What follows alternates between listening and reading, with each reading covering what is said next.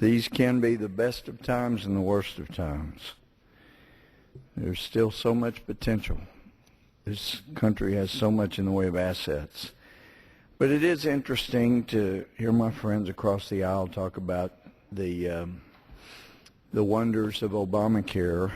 But I know this president has said before, if you make more than $250,000, you won't ever have your taxes raised. I will never raise your tax. He said it a lot of different ways.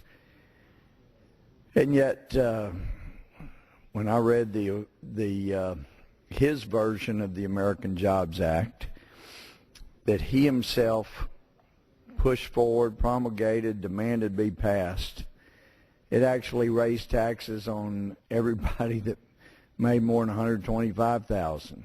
So he broke the promise there. In Obamacare, it's very clear that if you make just above the poverty line and you can't afford the kind of Cadillac insurance that's demanded that you purchase, you're going to get hammered with a tax. And it will ultimately be 2.5% extra income tax. He basically has pushed through a bill that makes war with those who can least afford to buy health insurance.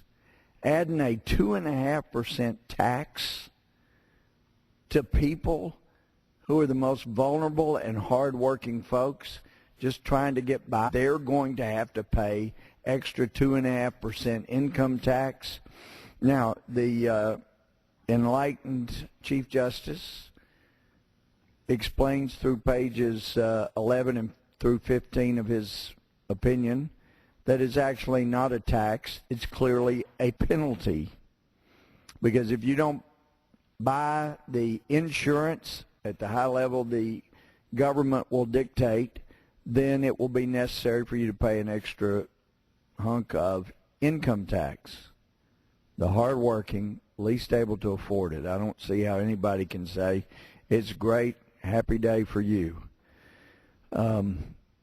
But then if you go through the rest of his opinion, of course he says the Commerce Clause doesn't make the Obamacare bill constitutional. But then he gets around to saying, well, regardless of what Congress called it, they called it a penalty, we'll just say it's a penalty for purposes of jurisdiction that allows us to take up the case, but for purposes of whether or not it's constitutional, we'll call it what it is, a tax. One of the worst decisions this Chief Justice has ever made, one of the worst I've ever read, poorly written, by a man that should have known better. But this administration has broken so many promises, had negotiations with Egyptian leader Mubarak.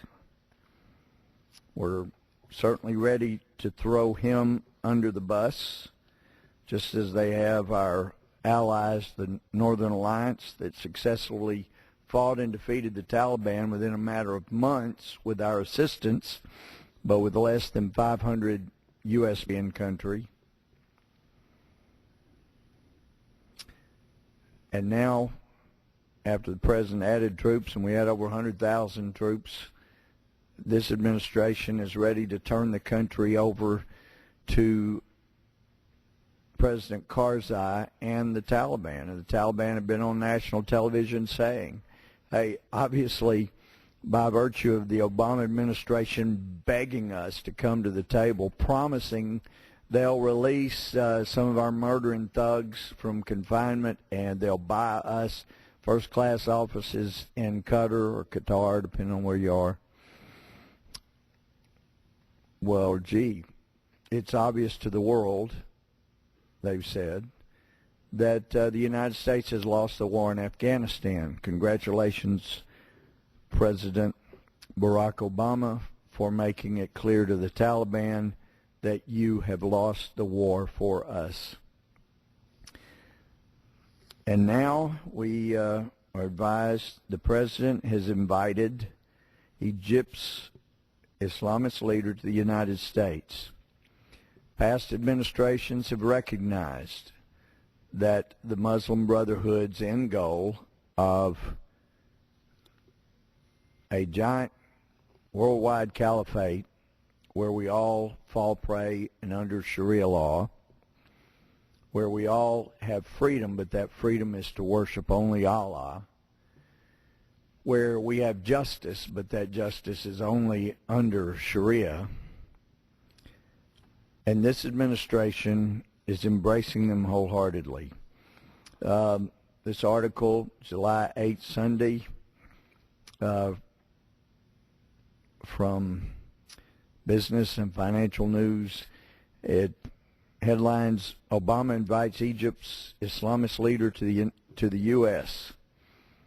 Talks about how President Barack Obama has invited Egypt's newly elected Islamist president, Mohamed Morsi, to visit the United States in September. Says Washington, long wary of Islamists and an ally of ousted President Hosni Mubarak, shifted policy last year to open formal contacts with the Muslim Brotherhood, the group behind Morsi's win. Says Morsi formally resigned from the group after his victory, but nowhere is there an indication that Egypt's new president has disavowed the effort to make the United States, that they have called the Great Satan, subservient to Sharia law. And in fact, the Egyptian Muslim Brotherhood's leader, as posted yesterday in the Blaze, Egypt's Muslim Brotherhood chairman Mohammed Badi, also known as the group's supreme guide, this would be the supreme guide over the newly elected Egyptian leader, said last week that waging jihad against Israel is an imperative for every Muslim. Middle East watcher Raymond Ibrahim, who scours the Arabic press and translates it to English for Western eyes, posted this revelation on his blog.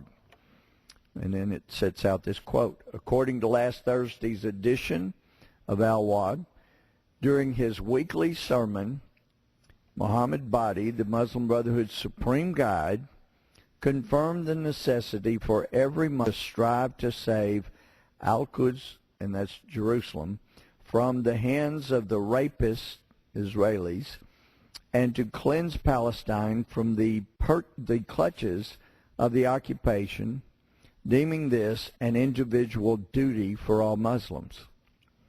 More specifically, he called on all Muslims to wage jihad with their money and themselves to free Al-Quds, or Jerusalem, the same exact language one finds in Al-Qaeda's tract.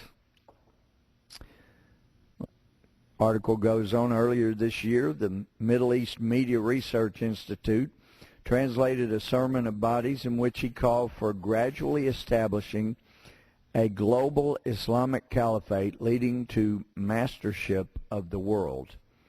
And mastership of the world was what's in quotes. And it is interesting because it hadn't been that long ago, and this was posted by my friend Patrick Poole.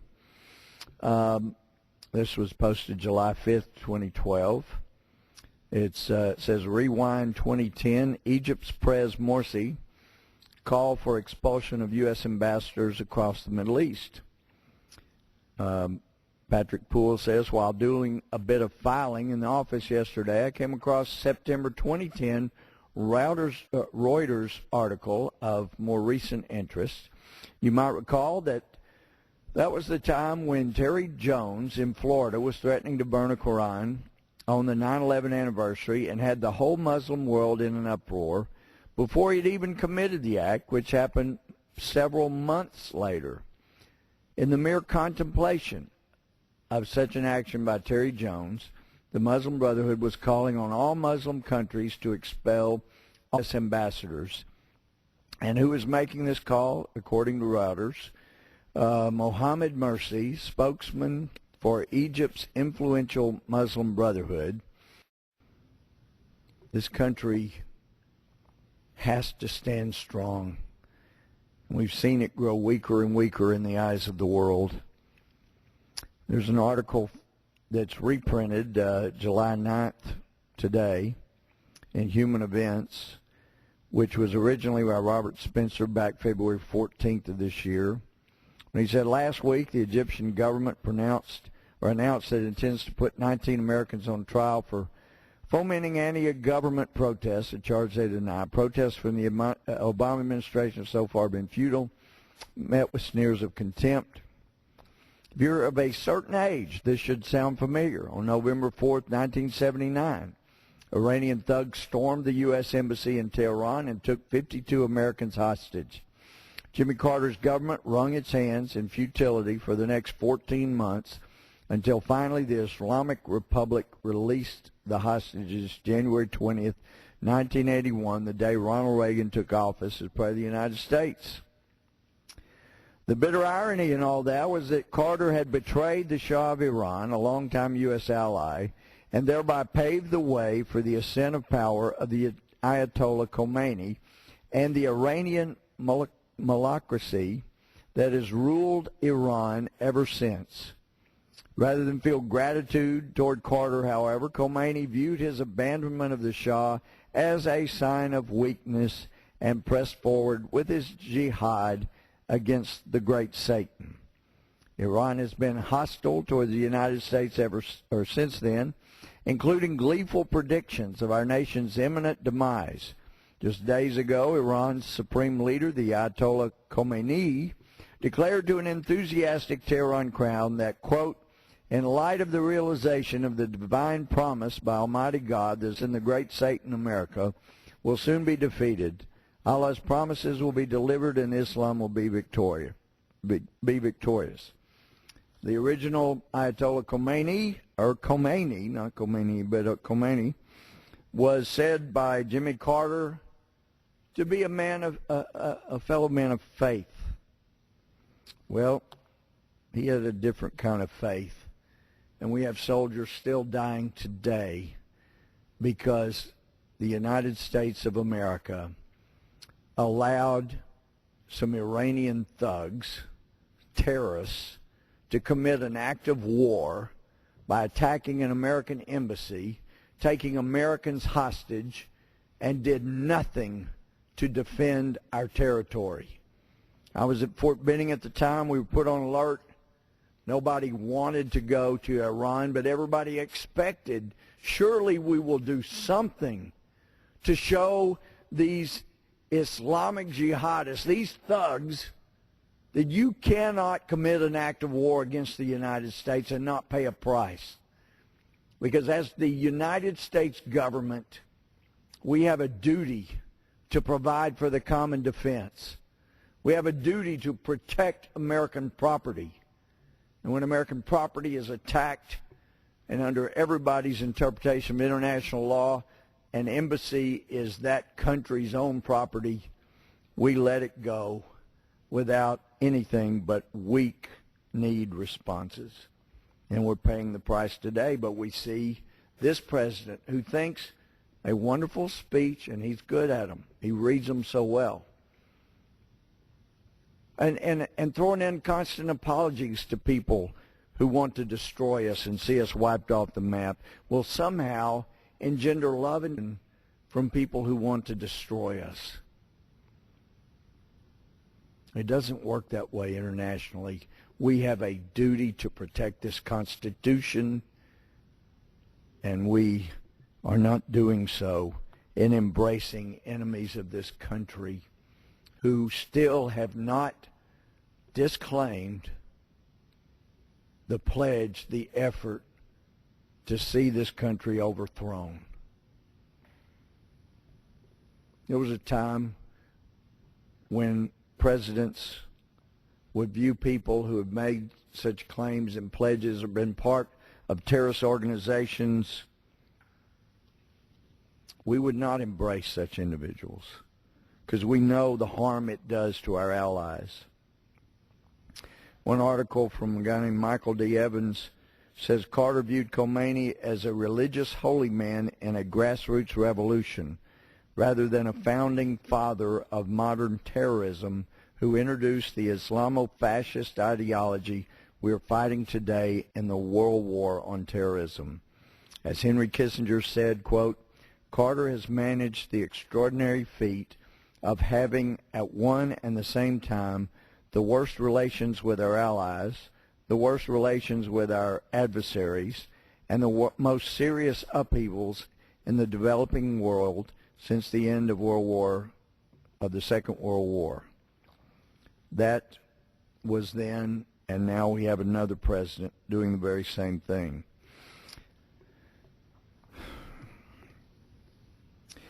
There was an article from the New York Times back in June of 2001.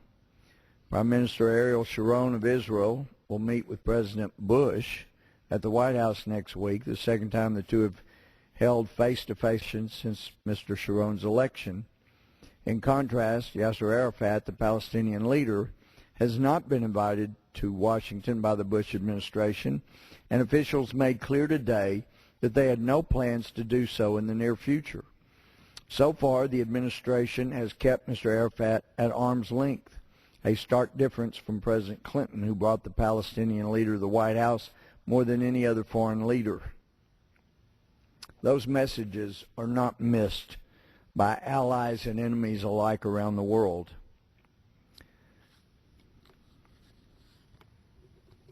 There's another article, this from the New York Times, posted today. In his first major speech last month, Mohamed Morsi, the new Egyptian president, pledged to seek the release of a notorious Egyptian terrorist from a North Carolina prison. Not long before that, a member of a designated terrorist organization, Jama al-Islamiyah, who also happens to be a recently elected member of the Egyptian parliament, was welcomed to Washington as part of an official delegation sponsored by the State Department.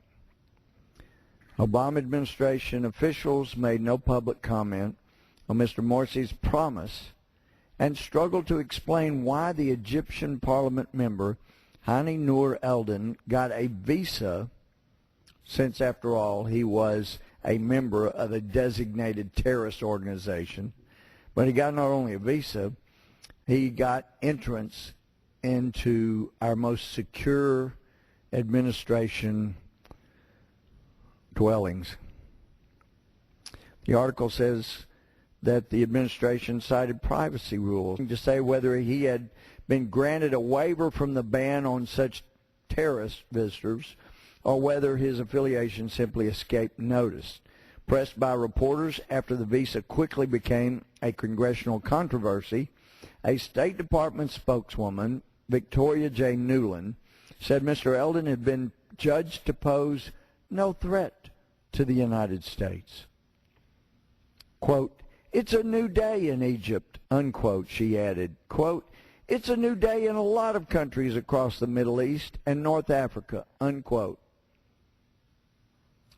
And I might add, it was a new day in Iran when the Ayatollah Khomeini took over and President Carter welcomed him as a fellow man of faith. This article from the Times says, for the Obama administration, as it navigates the tumultuous effects of the Arab Spring, it's a complicated day as well. Long-held assumptions about who is a friend of the United States and who is not have been upset, leaving many Americans confused. Well, it's leaving not only Americans confused, it's leaving our allies confused. We have people around the world who have fought with us, they have fought for us, and this administration has turned its back on them. You can go to the country of Afghanistan. Some terrible killings have once again occurred. We know that Pakistan, according to the people I've talked to traveling around Afghanistan, Pakistan is basically the biggest source of supplies, reinforcement, or help to the Taliban. And what do? We have our state apologize to the country who kept our country's biggest enemy, the mastermind behind the killing of more Americans than any attack in our history on our soil, and they protected him, and they kept him protected. And we are supposed to apologize to Pakistan? Well, this administration did. And when our soldiers, our military, suffered attacks from a certain area there adjoining Pakistan, and apparently in Pakistan, they finally responded to protect themselves. And we have to apologize for people dying who were in the area where attacks were emanating on against our own soldiers. We have to apologize to a country who is supplying and funding the Taliban that's killing American soldiers. Yeah, it's confusing to Americans, and it's confusing to our allies. And that's why when a handful of us were in Afghanistan in April, we were a little surprised that this administration did not want us to meet with our Northern Alliance friends, among them General Dustin. No, instead this administration prefers to address them as war criminals. Yeah, they fight tough. They defeated the Taliban. They fight like the Taliban, and they have no interest in losing because they know it means they lose their lives, they lose their country. So they fight viciously. And we were able to take out the Taliban initially with a few hundred soldiers, less than 500 Americans. We had intelligence, we had special ops, we provided air cover, provided some weapons, and the Taliban was routed. We had 100,000 or so military into Afghanistan. We become occupiers. Occupiers don't do well in that part of the world.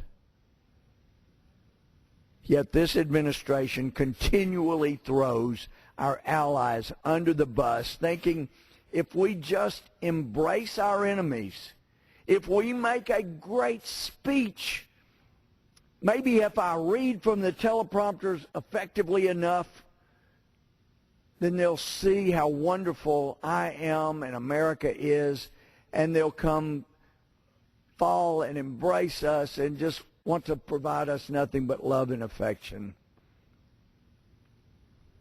It's an unrealistic view of the world.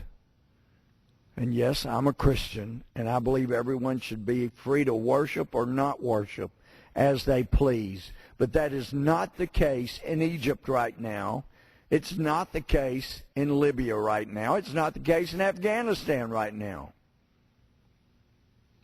It's not the case in anywhere, in any country where Sharia is the law. We want Muslims. We want atheists to be free to worship, not worship. This is America. But any group, atheists, or any other religion in the world that attempts to force us to comply with their religious laws should not be tolerated.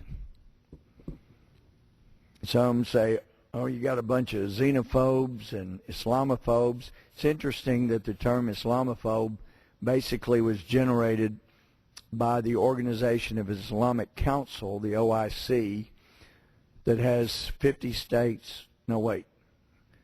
They've got 57 states, and we've got 50, or we've got 57, and they've got 50. I get confused. Somebody on CNN said, well, the only reason the president said the U.S. had 57 states is he was tired. And so maybe I'm just tired. I can't remember who has 57, who has 50. Some people don't understand sarcasm either, but the OIC promulgated that term, and they've given millions and millions and millions of dollars to universities in America, including some Ivy League schools. They're not Islamophobes. They have sold their soul for money. Now, sure, if you'll give us millions, you betcha, hundreds of thousands even, we'll teach a course on Islamophobia. We'll denigrate other religions. We'll denigrate the founders. We'll denigrate those who would lay down their lives for this country's freedom. And we'll call them Islamophobes. Well, there's no Islamophobia here. That's why I told the security detail at the American Embassy in Afghanistan's capital, when I was told I was not going to be able to go meet our ally at the Massoud residence. Our friend Massoud knows something about sacrifice. His brother possibly could have united Afghanistan, but was assassinated a day or so before 9/11 because the Taliban knew that he might be able to unite the country, and if the United States figured out this where the attack emanated, training emanated from, then they may come. So they assassinated my friend's brother. General Dustin, who led that gallant charge uphill against the Taliban in the face of RPGs and bullets flying. He offered to take me on horseback to reenact that internationally famous battle uphill against all odds. What courage on our behalf and on behalf of people who want freedom in Afghanistan. And I was certainly willing. I've grown up riding horses till the interpreter told me, you do understand they don't have leather saddles, they're all wood, which kind of changed my desire to do that. But General Dustin, Massoud, so these great Northern Alliance leaders that fought for us, who lost friends and family fighting with us and for us, have been thrown under the bus. But as I told the head of the security detail there, I was going to meet our friends at the Massoud residence. And after I was told we couldn't go, I let them know that I had talked to my friend Mr. Massoud, and that they were sending secured vehicles to pick me and at least 2 or 3 other members of Congress that would go. And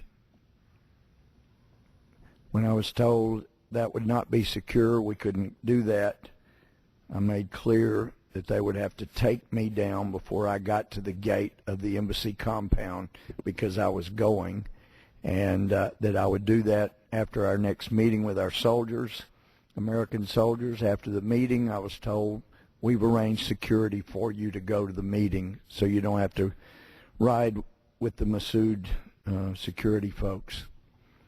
We had a good meeting. It was great to see them. They have trouble understanding why this administration has forsaken them, our allies. I don't hear anybody calling this administration Islamophobes because they've thrown our Muslim friends under the bus, but they are the enemy of our enemy, the Taliban. And this administration, this president's made clear to this corrupt regime over there that, look, we're going to be out on this day certain. You'll be on your own for the military. Well, now they're negotiating some kind of deal where we may provide some help. But Karzai, for all the things he is, he's not totally stupid. He's not a stupid man. And he knows if all our soldiers are gone, and with all the support that Pakistan has given the Taliban, then the Taliban is going to be there. They will be vicious, as they have in the past, and he better make some peace with the Taliban, and that's why they've been allowed such freedom in the Afghan capital, to the point that the Taliban leader would tell and proclaim, yes, we all can see because the U.S., because this Obama administration is begging them to come negotiate, and we'll buy them, we'll buy them things, we'll release their thugs that have killed Americans, killed innocents. We'll release them, we'll do whatever, you just come talk to us. It's obvious to the world that we have lost. This administration is sending dangerous signals to our allies that you cannot trust this country as an ally of this country. You better watch your back. So that when this administration says we've got your back, you better be wearing something that'll stop a knife, because it could be forthcoming, as President Mubarak found, as the Northern Alliance found, as freedom lovers in Iran have found, as freedom desirers at Camp Ashraf have found, as some of our allies in Israel have found. This administration is the first American administration to vote with Israel's enemies. A couple of years ago, when we voted with Israel's enemies to require them to disclose their weaponry. So it's confusing to people around the world. Should we take a chance on being a friend to America? Because a year or two later, they may embrace our enemies and throw us under the bus.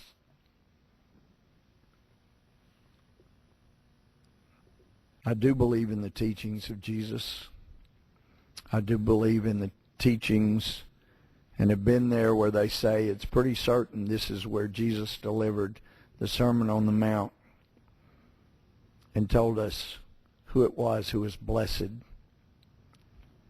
So some say, well, shouldn't our government turn the other cheek? Shouldn't we be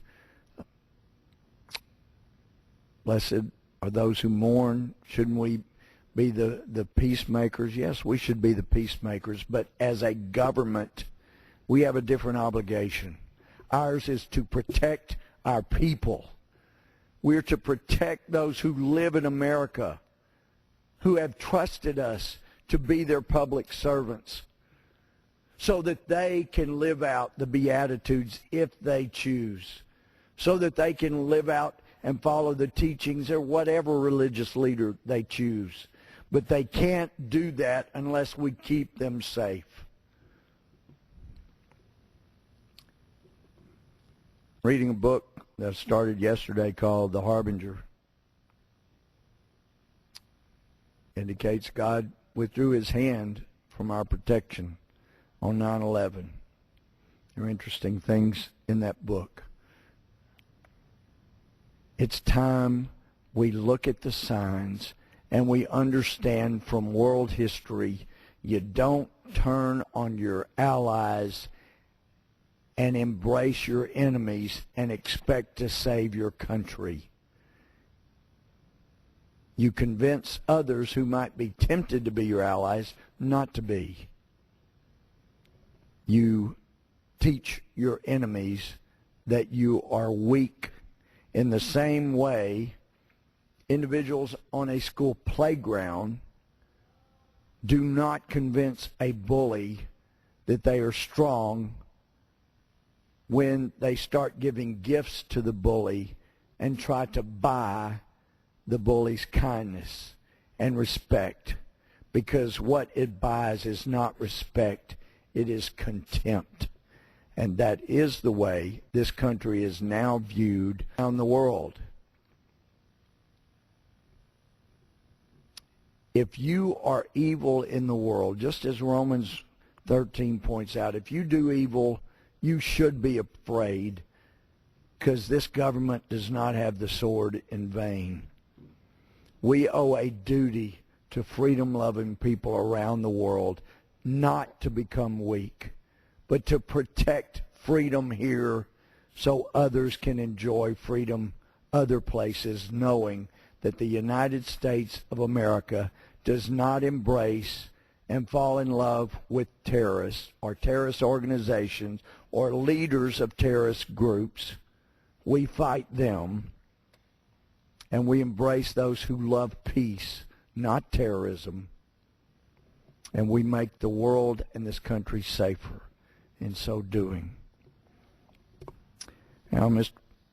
Speaker, I would ask unanimous consent to include in the record a letter, find it among my papers here. Without objection.